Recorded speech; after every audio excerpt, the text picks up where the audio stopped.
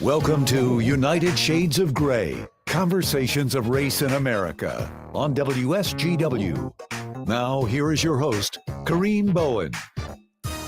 Good evening, ladies and gentlemen. Welcome to another edition of United Shades of Gray, Conversations of Race in America. I am in the studio with my main man, John B. in the place to be. John, what's good with you? Hello. As I said before, what's crack-a-lagging? Not much. I love this weather we've been getting. You like the weather we've been getting? I love it. That gray, miserable start to the season Hey! had me down. Welcome to the Midwest. Yeah. All right, welcome to the Midwest. I would say Michigan, but unfortunately, it's not just Michigan. It's the entire Midwest that's under the clouds. Yeah. But we have our special thing going on here in the great state of Michigan, pure Michigan. And that was not a free commercial, but that's what we call ourselves. We call ourselves now Pure Michigan. Well, they're going to be rebranding Pure Michigan a little bit. So we're no longer going to be Pure Michigan? No, we're still going to be Pure Michigan. It's just going to be trying to appeal to a younger audience. That's an announcement that they recently made. Well, look, what are they going to do? Show our Great Lakes, our beaches? And I don't know. We still get the same temperatures, y'all. You can rebrand as much as you want, but I don't see spring break as in the forecast anytime for Michigan. So, but we're going to bring my co-host Mark Bassett to the stream. What's going on, Mark? Not too much, man. Just living the dream in Leavenworth, Kansas, where it is warm. Leavenworth, Kansas. What'd you say? Yeah. It's sunny down there? It was in the high 90s a couple days ago. I'd say it's in the mid to high 70s, maybe 80 degrees, sunny. See, that's nice. 90, yeah. That's a bit too much for me. Yeah, I was talking a little hot, but it's nice. It's been nice the last few days. It's been sunny the whole time I was in Chicago a few days, and that was not nice. But we've been in Iowa and then Kansas now for about a week. So you step back into the Midwest, and it turned to the pooper, right? Yeah, But exactly. yeah, I was talking with family down in Arizona, and I was like, "Hey, I'm just curious. At 9:00, what time? What's the weather like at 9 a.m.?" And they were like, "It's supposed to be about 95. What's the temperature now? 85 at 9 a.m. in the morning." I was like, Yeah. We are really getting the short end of the stick here. But anyways, we don't have to worry with hurricanes and all of the other things that are going on. But it's exciting to be here. We're going to continue our conversation. I had a brain freeze for 5 seconds there. But today we're going to be talking about, and we're going to probably get to it on the second half of our show. We're going to be talking about engaging mental health through the arts, which I think is going to be a really interesting conversation. We're going to have Gleisha Tatum, who is a playwright, and she's partnered with a group called Women of Colors. I always want to say Women's of Colors, but it's Women of Colors, and they're doing a play to really bring that issue home. The name of the play is The Family Car, talking about the issues of mental health. But before you do that, let's talk about what's hot off the press. And Mark, we're probably going to be inclined to get on our soapboxes a little bit and get a little preachy with some of the stuff we're going to talk about. So those of you who are out there listening, we want you to like, tag, and share this conversation. Those in Joliet, Illinois, we certainly thank you for being a part at WJOL. We hope that you continue to get involved with these conversations. And the WSGW family, we love you, and we're just glad that we have a place that people will listen to what we have to say as we banter through life. All right, but first up, I wanted to talk about, what about the Air movie? Have either of you guys seen Air? This was something completely different. Mark, I know you're not no. I love movies, but I have not seen Air. No. Okay, so I won't break it up, but I know that Air's out there, and I saw something that said that it's getting ready to come to was it Netflix or something? I'm like, already? Like, it must have done amazing at the box office. Michael Jordan, the movie about the shoe, basically? Yeah, the movie about the shoe. Okay. I've seen ads. I have not seen it, yeah. Okay, I was going to talk about it. I was going to talk about Chris Tucker because I did talk to his sister this weekend, but it doesn't make any difference. We'll let that go for another time. But I wanted to talk about a brief recap of our courageous dinner conversation. Know how I did not use a term that we had been using, because I was thinking to myself, I'm not going to include that into the conversation. Yeah. Because it may be something that they have a coin or brand or something. I don't know. But anyways, we had a courageous dinner conversation. Mark, what has been the fallout? Have you had an opportunity to speak with anyone that was a part of that initial conversation? Well, basically, we left town right after that, so no, I have not, to be honest with you. My daughter and daughter-in-law though did watch it, and they gave me feedback. They liked it. My daughter-in-law, who is very Hispanic, second generation Mexican immigrants, she really enjoyed it, and I mean, to me, it was interesting, the dynamic between Mark and Bobby, because you don't think about racial relations in that way. Ever. Oftentimes it's white, black, white, Hispanic. It's not black, Hispanic. So to me, that was a real kind of aha. And it was really it showed that, again, back to my thesis, which is people are people, and they tend to bond to people who are naturally, anyway, similar to them. And irrespective of races, there's always potential for tension. Mark, you were like, "Hey, I was just glad to be the white man in the room that everybody wasn't coming for once." No, it was nice to be the one on watching this every so often. So. Yeah, that was kind of an interesting when that conversation, the dialogue. And for those of you who are listening, go back and check out the post that we did for was it this past Sunday? It was Saturday, April 29th. Yes, and we did a video. We did a courageous conversation, as we've been challenging you guys to do, to sit and have conversations with people that are different. Mark staged the dinner. We've been talking about this. It is on social media. You can see the video. The first minute or so, we were without audio, so just kind of speed forward. You get everything. You don't really miss anything but me bantering on.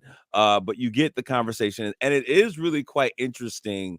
When you read people, their body language, the things that are said, it was really interesting. Now, Mark, I've had a lot of feedback from this conversation. So there's a lot of people watching our content, even if they don't tell us that they're watching this content.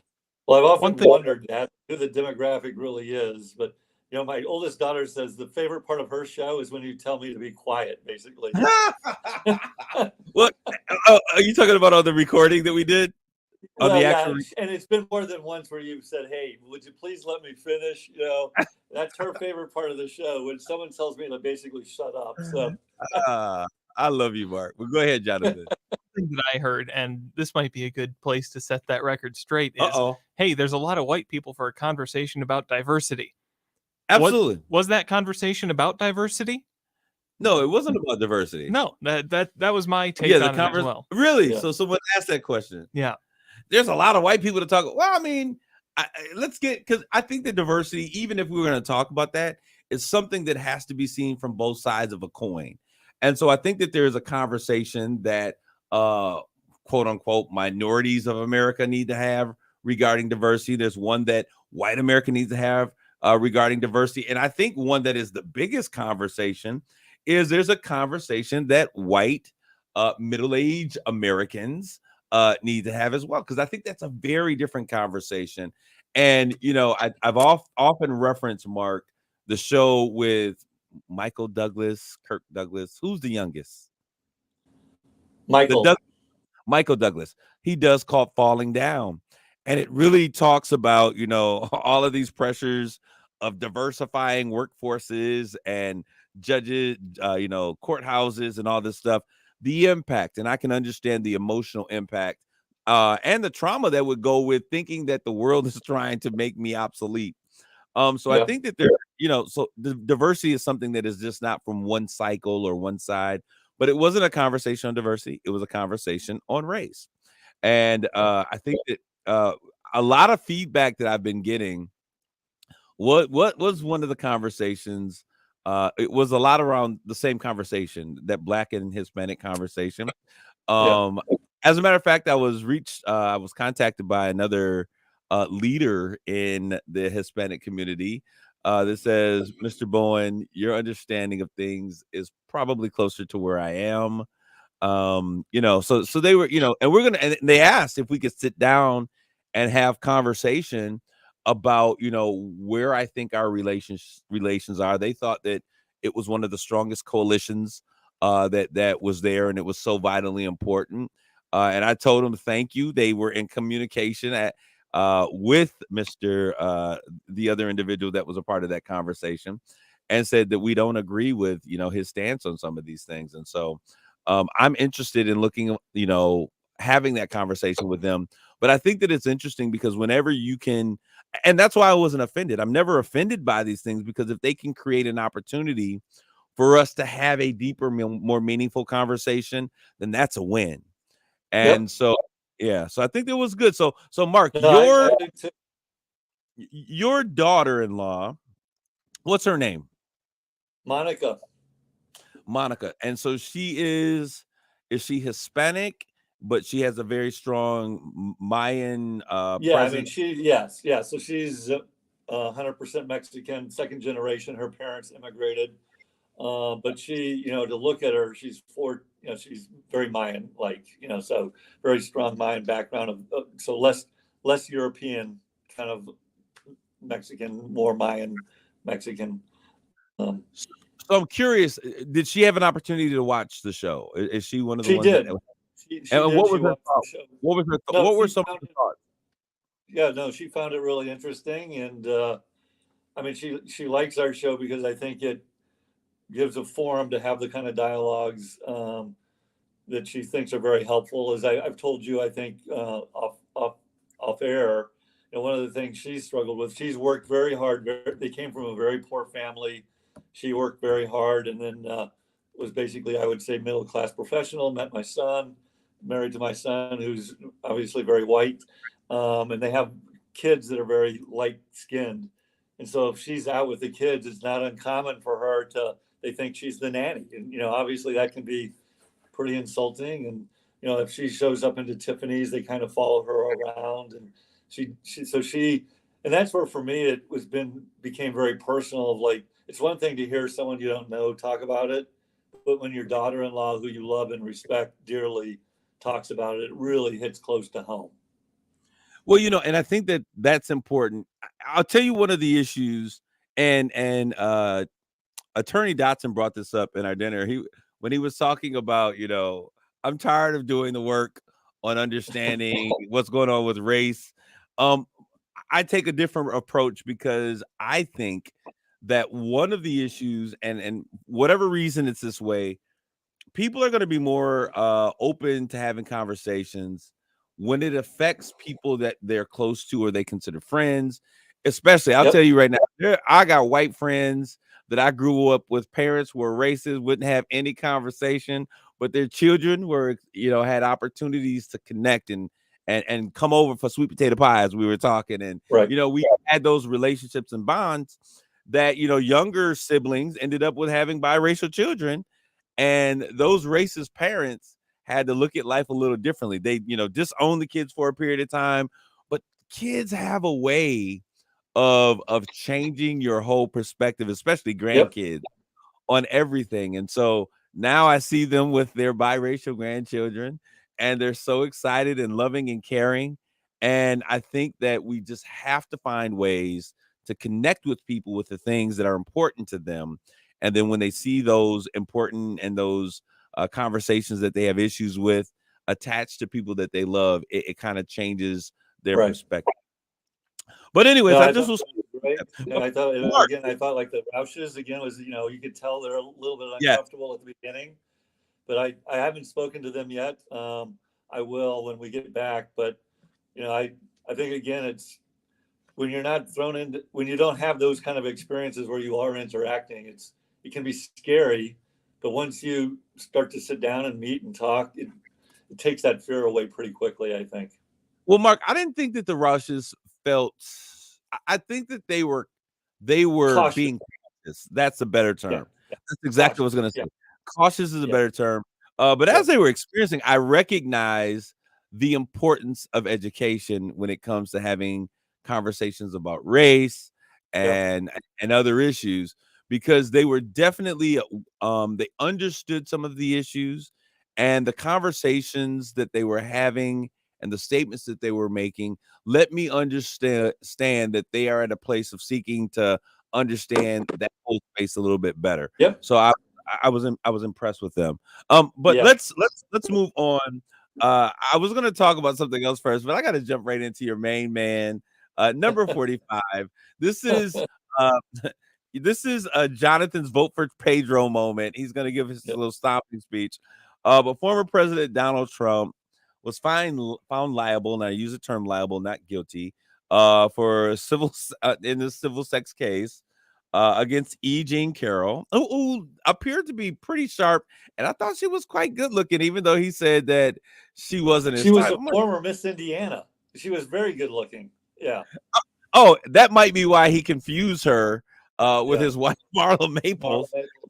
She was for an elderly woman. She, it's all relative, but she was, pretty hot back in her days, if I can use that I term. thought she was pretty darn good looking when I saw her. I'm Yeah. like, what does he mean? She's not. She's a very good looking lady. I guess she may be older than what he would probably want at this time. Oh, sorry, eyes lady Ivanka. What's her name?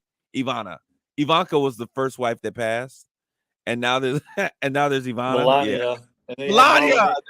Ivana is his daughter. Melania is his wife. And of course she is a super. So she falls right. The dude has made like sexually inappropriate comments about his daughter, for God's sakes.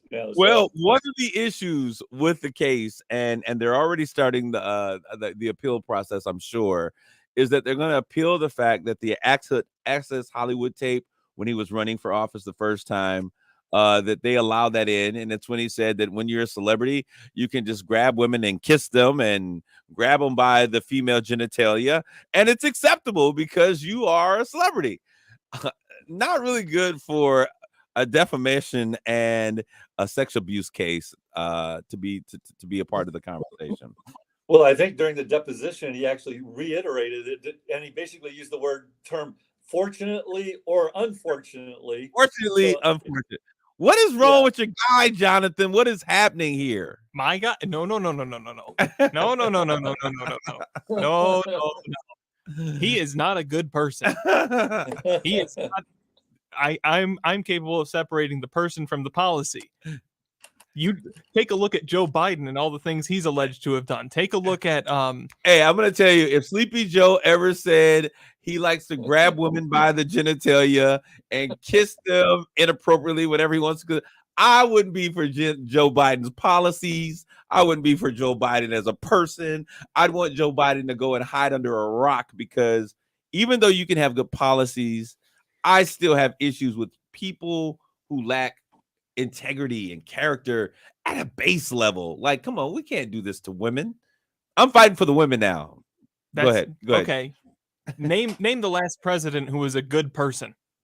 President Obama. He's still married to the same woman he's married to all of those years. You may not like it, but there's not many scandals coming out of that place. But anyway, Donald Trump just takes it to a whole different. He is not the norm. Yeah, he's so far off the norm of just being a bad person. This is where I struggle with how evangelical Christians can support him so strongly. Because now you're knocking on the door. Hey, we didn't know this, because ultimately he has now become the WWS, the World Wrestling Station. But go ahead, Jonathan. Jonathan, go ahead. He's speaking to you. Nope. He said, "Well, nope. I'm not speaking. I don't consider Jonathan an evangelical, but I just look, and I know plenty of Catholics that did support Donald Trump because he claims he's for freedom of religion. He claims he's anti-abortion. He has policies that support those things, but ultimately, I think he's a hypocrite, and that he's doing that to basically win votes, not because he fundamentally believes in those things. And ultimately, I get back to my thing of I think. There is a leader. I want to turn my camera around. Jonathan, can you get on camera with me? Take the camera, John. No. Okay, our guest is here, but when we come back, Jonathan is going to have to take the camera. I wish you could see the look on his face. But Mark, the question or the thing that I wanted to talk about, I am riddled with humor over here.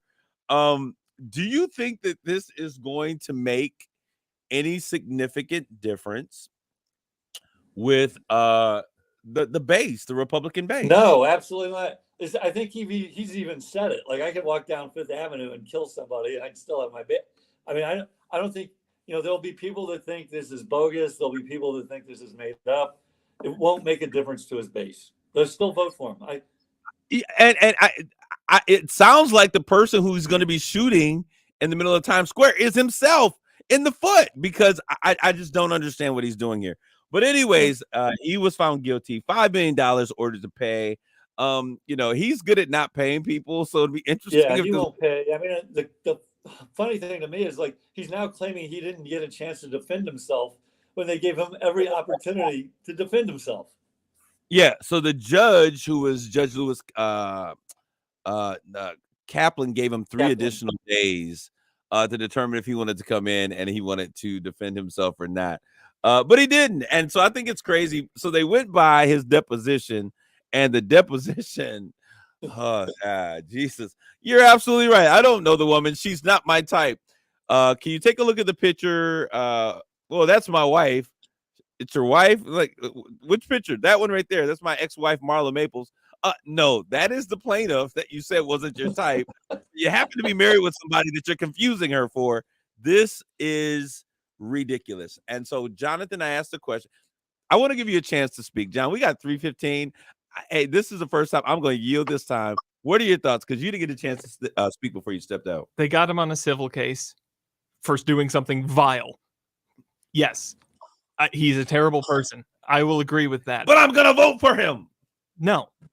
Well, not necessarily. I don't know. Go ahead. I'm messing with you. Go ahead, John.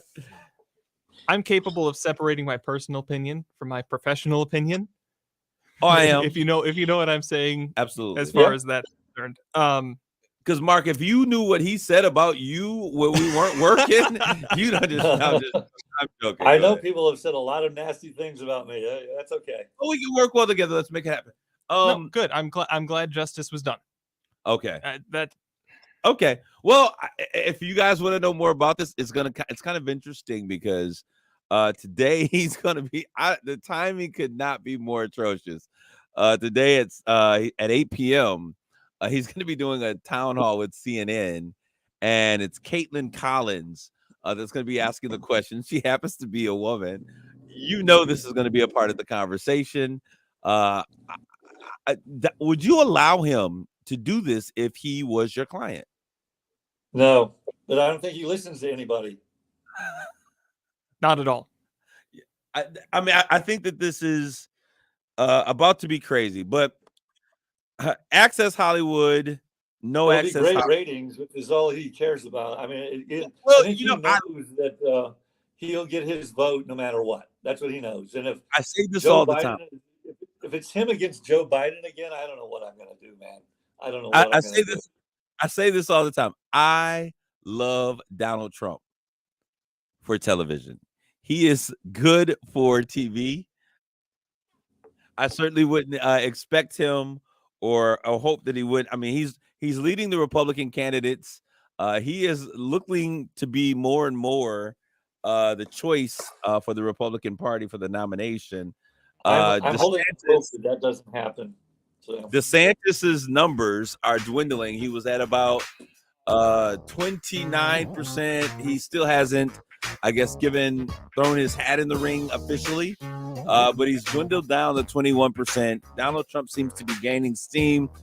This is going to be very interesting. For those of you who are listening, we got to have a whole nother conversation about what's happening down at our borders. Title 42 expires, I think, tomorrow at midnight. We have 28,000 migrants in custody right now. What are we going to do? We're bleeding migrants at the border. We need to figure out what's going to happen. There's something else called Title 8, which was in existence before, that we're going to return to. We got more people seeking asylum than places in this country. Our nation really needs to make some decisions. We're going to take a quick commercial break. When we come back, we'll talk about engaging mental health through the arts with Gleisha Tatum.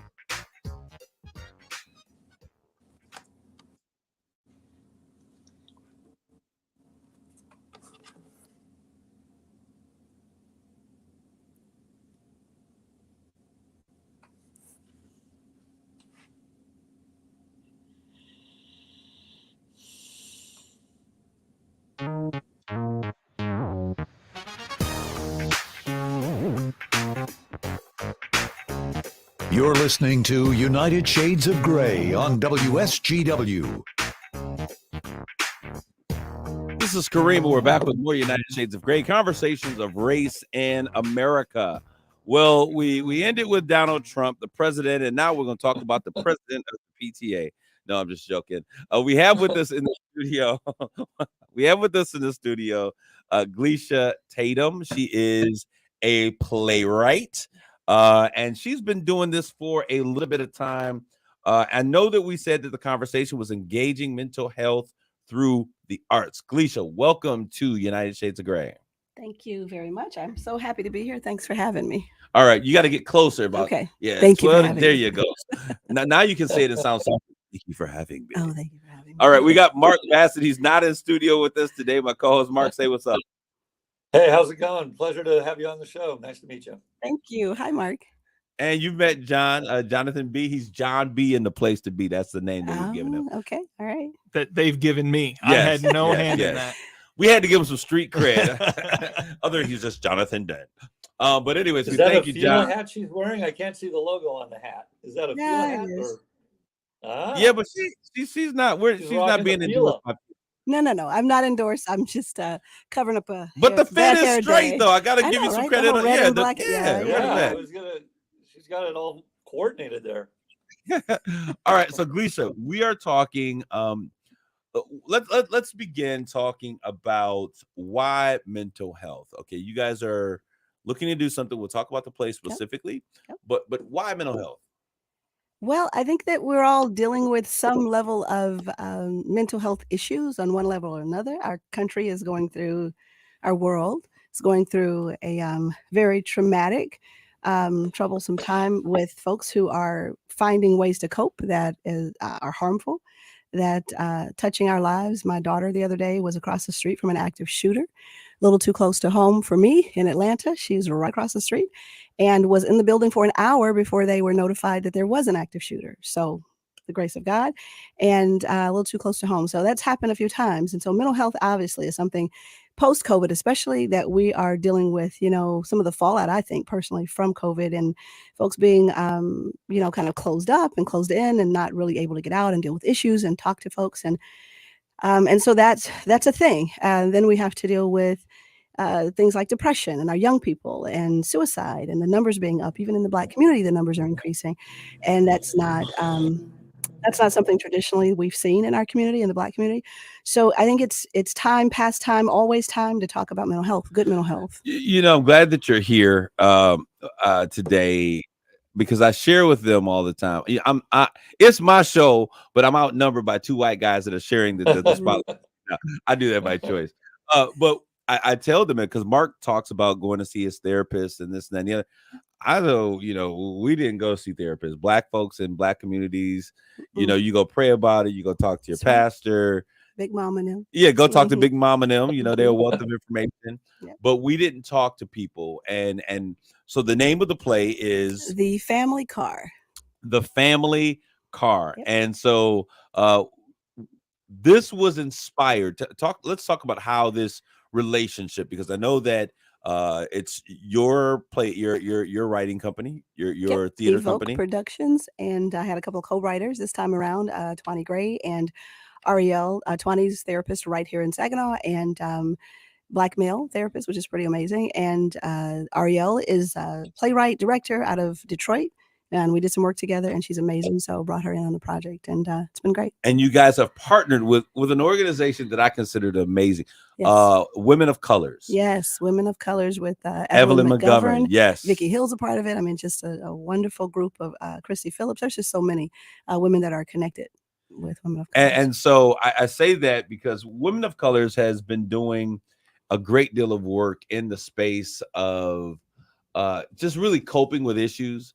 I know that they were doing the series, I'm Still a Man, I'm Still a Woman, talking about, hey, I can deal with, I have all of these issues, but I still need to be respected is kind of what the theme of that is. They have now decided to step into the space where they're really working on the issue of mental health, which is a huge issue Yes, for everyone. it is. So how did that partnership come to be? Well, I came in on the new series they're doing called I'm Still a Mess. I'm just kidding. That's not true. Anyway, but this was actually a seed child of Barb Smith and the Suicide Network. And I'm sure I'm messing up the name, but she has a resource network that she lost her brother at 21 years old. And she said to me one day, she found out about the play I was writing. I went to a training, suicide prevention training. And she says, do you know Evelyn and Vicky? I'm like, yeah. She said, you know, you should take that play and connect. And so it was her idea to connect us together. We did a Zoom call, and it just kind of, they were amazing, wanting to help me launch Evoke, Black Theater Company here in Saginaw. And I was really grateful, and we have worked our butts off since then. And but I think they've been dealing with mental health for a long time, just in different ways, like you said. So this is an opportunity for us to really reach the community, not just the Black community, Right. but we're dealing with specific issues that happen. Like you said, we're traditionally not the group that goes to see a therapist, but it's for everybody. The play is for everybody. The subject matter, it's a human matter. I think it's, and I've said this a lot of times in some interviews or just chit chatting with the cast, is that I think personally, honestly, it's our suffering and our losses that connect us. As long as you're doing good, everybody's happy, they're driving around in their ride, everybody's cool, you know, throw your hand up, whatever. But when you suffer loss and you see it on television, you talk about the immigrants, you talk about, you know, different ones that are going through things, your heart goes out to people. You know, if you have any level of humanity, decency, whatever, compassion, empathy, your heart goes out because you realize that could be my child, that could be my son, that could be my husband, my wife. And that's what connects us. So You know, that's what we're hoping we to were do. having the conversation before, Mark. We were talking about your daughter-in-law and how having a daughter that fits into this quote unquote minority pool, it changes your perspective because it's something close to you, someone close that you care about. It makes it very real versus kind of something academic or intellectual, mental.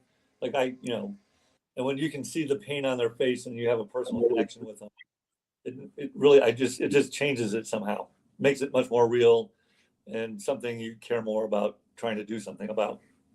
Mark, you being someone who has been an advocate for good mental health, do you think that your life would have been impacted by coming to see a play? Sure. I think it's no different than it's similar to, I think, like seeing a movie. And certainly there are movies that make statements that make you really think about your situation and potentially are a tipping point to you actually doing something. So yes, for sure.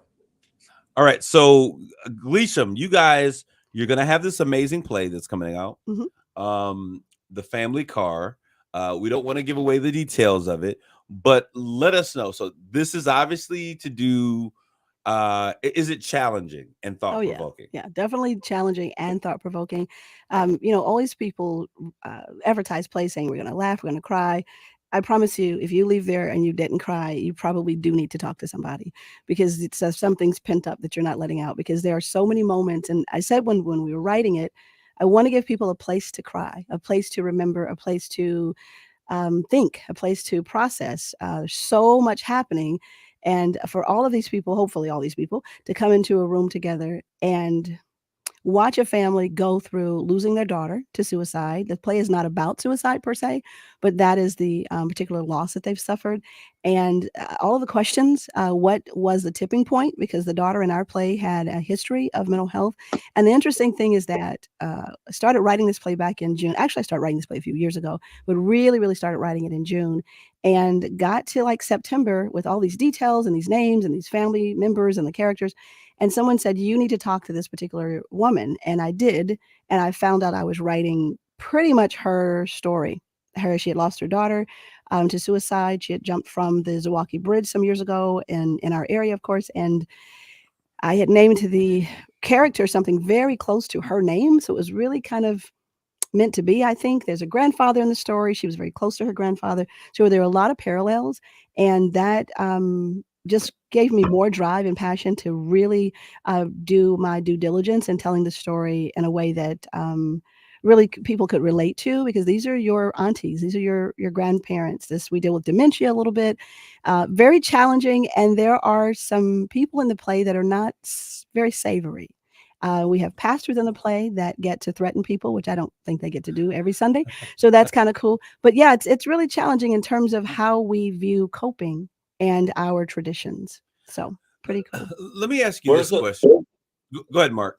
I was just going to say, when is the play? I mean, is it being produced right now? Is it going to be out pretty soon? And where is it going to be? And Absolutely. We are rehearsing, looks like every night. And we're going to be at the Temple on May 27th at 4 p.m. So it is a free event. And I'm being told you do have to have a physical ticket. So that's going to happen at Women of Colors. I believe you can contact the Temple Theater and reserve tickets, but you do have to have a physical ticket. But it is free to the community. So it is free, but you need a physical ticket in order to do so. Yeah. Okay. So the question that I was going to ask, when you said that she had a history of mental illness, Yes. quite often that is a statement that is made post some tragic event, because we overlook the signs and we overlook the things that are occurring. So when you talk about the history of mental illness, are we showing real instances, or are we showing signs that we often overlook in the process that lead up to tragic events? That is a really good question. We actually, the things that I learned through doing the suicide training prevention training with Barb really helped inform the way that we wrote some of these pieces. So there are signs that we do overlook. So it's not the most obvious thing. She does have a stutter. When she feels anxious, there's some things that she does, little ticks and things, but she's trying to tell somebody. She's trying to share it. And there are moments that the mom feels very guilty. We meet Brittany. She's our young lady that we lost, and we meet her after she's gone. We do flashbacks. We have these moments where we get to see her life as it was, and the signs and the things she was trying to convey, trying to share. And there's a little bit of a mystery involved and a whodunit, because there was something that tipped Brittany over the edge. And her history of mental health was anxiety, depression, some things had happened. She wasn't coping well, that kind of thing. And what I really wanted to make sure we did in this play is to show that Brittany had a quote unquote traditional, healthy 2-parent home.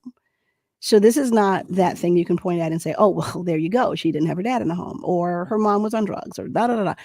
Very wholesome Christian home where folks are teaching all the right things, teaching her what to think, how to combat negative thoughts. And yet and still, she ended up, taking her own life. So a lot of things, one of the things I'd like to say really quick, as a little point of education, is that when you see folks who have been really, really depressed, and then all of a sudden they have this spurt of happiness and they seem very peaceful and very settled, they might give you something that's very precious to them. They may begin to give away things. They may make phone calls saying they love you. Those are all signs. It doesn't have to be a sign, but it's something to pay attention to. And one thing that we hope we dispel in the play is that it's okay to ask. That was something I learned through suicide training. Growing up, it's like, you don't ask anybody if they're thinking about suicide. It's like, yeah, well, you do. Because what you do is you get them talking, you get them discussing, who they don't trust, what they're feeling. And then in that, you get a chance to kind of help break apart some of their mental processes and help them hopefully see things a different way. So hopefully we're normalizing some things like therapy and that kind of thing, but also dispelling some myths. So I liked what you said there, that the training that you took with the Suicide Resource and Response Network heavily influenced how you kind of went through this play.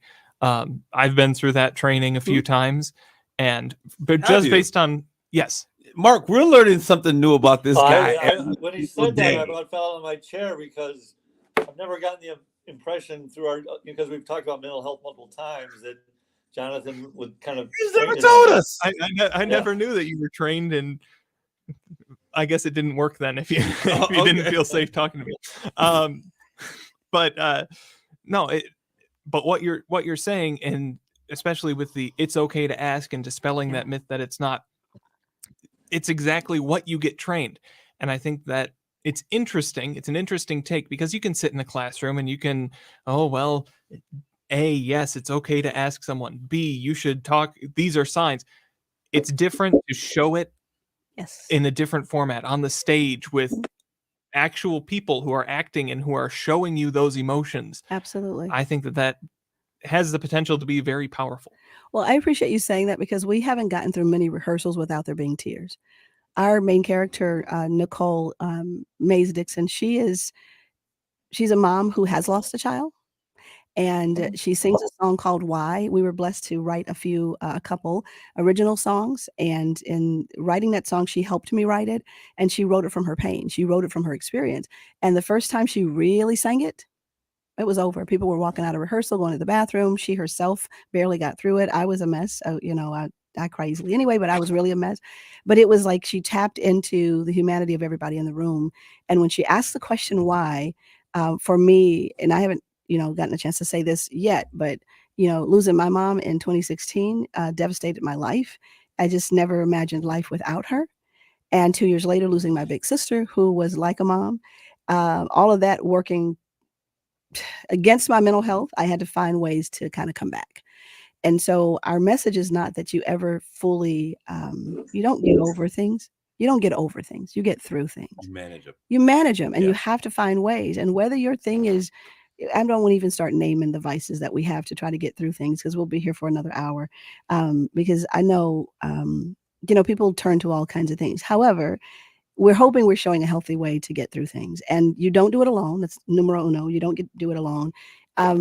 But we tap into real emotion, and the characters, the actors, have walked this journey together through these rehearsals. It's unreal. If you sat in a rehearsal, you would not believe. I mean, there's this visceral kind of response, even from the other actors sitting in the audience waiting for their turn. It's really real. I think honestly, I don't say this because I helped write it. I say this honestly. I believe we've brought something together that truly touches the heart. It really, and not just a feel good, but something you go home thinking about. Okay. I'm a firm believer that you don't have that type of engagement. It sounds like this could be very impactful emotionally, mentally. Yeah. And sometimes we can traumatize people without having professionals or folks that people can help go through this conversation with after having this very, emotional outburst. Yep. Are you guys engaging? Is this a part of what you guys are planning? So that's really awesome. You're a pretty good interviewer, Mr. Bowen. So anyway. Well, thank you. I'll keep my job for another 30 days. So I was going to say, the reason I think that's an amazing question is because one of my co-writers, 20, as I mentioned, is a therapist. Not only that, but one of our main characters is also Melvin McDowell. He's also a therapist. And we have, as I mentioned earlier, pastors. We have at least 2, maybe 3 pastors. There are just people in the play. I see people off to the side praying for one another, people sitting and holding each other. We have people on board that help our cast to get through things. But then we also, one big thing about this whole play was to offer resources. We wanted to make sure that we're not just putting on a production. I think it's irresponsible to tap into things like this and not offer something, to your point. Yeah, absolutely. And so we have a video that we're showing through during intermission, where we discuss resources. Be Well Saginaw is an amazing resource where there's so many things happening in our area that we can begin to share and to connect people to.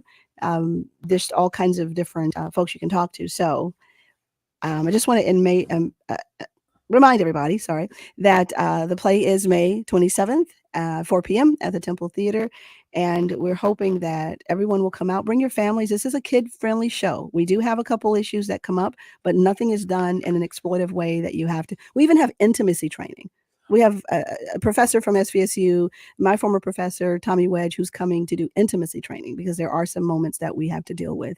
And we want to do them correctly. So, well, I think it's important to realize, and I think that we're getting to a better place, that our kids are getting more exposed to adult issues in negative spaces that we don't have control of how that exposure takes place. That it's important that we stop trying to shield them from real life and really prepare they're hearing them. It anyway. Absolutely. Someone asked the question, what was the difference between a black woman raising her black son and a white woman raising her white son? Night and day. And it is night and day, because a white woman is going to prepare him for life and the world and those things, but a black woman is going to prepare him for the life, for streets, and how he's going to survive. For the opposition. Absolutely. Yeah, absolutely. And so when we think about this, we need to make sure that we're looking and we're preparing kids for the opposition as well as for life. And a part of that means having courageous conversations surrounding the issues that they may be impacted by. I want to talk about some of your sponsors. You got sponsors that are involved here. Like who do you get? People don't run away from this thing. People are embracing this conversation. Absolutely. And I would love to tell you a little bit about our interviews too, because we're doing this whole limo pick you up. In fact, we got to get you too. So Women of Colors obviously wrote for a grant. We received the grant. It was a great blessing and amazing opportunity. The Solutions Behavioral Health, which is Twani Gray, co-writer, supporter, just opened up his place to us. And there are several others. The Barb Smith Network, I said it wrong, you said it right, so I'll let you take that. And of course, we mentioned Be Well Saginaw, which is a kind of a new-ish campaign for making sure it's, all things mental health, all things health in general. And so we've got, we have a lot of people that have, not a lot of people, we've had some very key players who've come to the table and wanted to. They just heard about it. They weren't on board initially because they hadn't heard about it. And as soon as they did, what can we do? And can we put up a billboard? And can we do this? I've been a member of this Saginaw community for almost 20 years. It'll be 20 years this summer.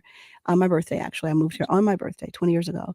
And I've always I don't know if I want to say congratulations or I'm sorry, but do not say I'm sorry. Welcome to Saginaw. I will tell you a funny little quick thing is that when I heard about Saginaw, we were moving here, I started looking for anything cultural. And I found the Japanese tea garden. I was like, okay, I can go. At least I have that, But anyway, and then since getting here, I've found a beautiful relationship with the arts community. We have a beautiful arts community here, and it's very diverse. It's growing, and I've got really good partnerships and friendships, even with folks in our community, art-wise. And I say all that to say I've always felt supported by the faith-based community, the art community, and so forth, even the educational community. But this time around was different. This one hit different. And I said to someone that this is not a Gleisha Tatum production. This is an Evoke production. This is a community, because now it's about legacy. Now it's about leaving something for other people to walk into. It's about creating a structure that someone who comes behind me, I am just 25, but when I get older, I'm just saying, if you look at me funny, did I just something at you. Oh, okay. I'm only 25, but even at my age, I didn't know if I had a stroke in between the first and the last word you said. That deserves a shoe. I'm just messing with you. You're amazing.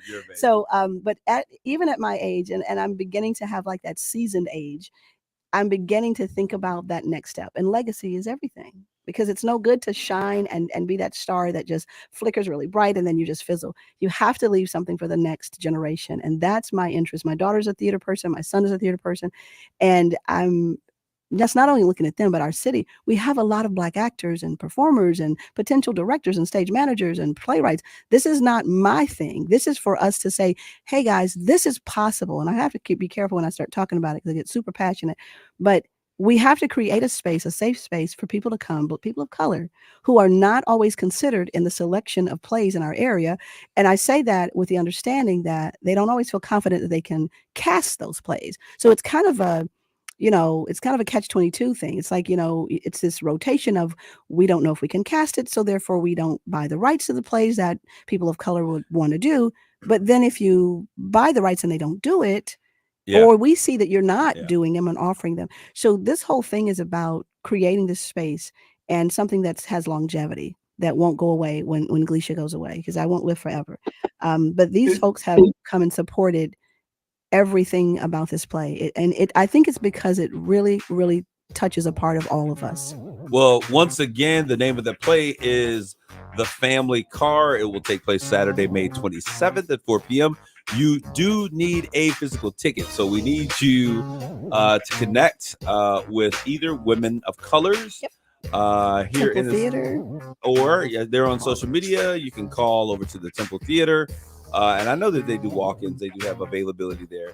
But I think this is so great. We've been talking mental health. May is Mental Health Awareness Month. So it's time for all of us. Let's do a personal checkup. Let's call someone. Let's do personal checkups with one another. But let's also go in. Let's sit down. Let's have conversations with individuals and share with them the things that we're dealing with, we're struggling with, because we need everybody to get this one together and to get it right. Certainly, thank you for tuning in to another edition of United Shades of Gray.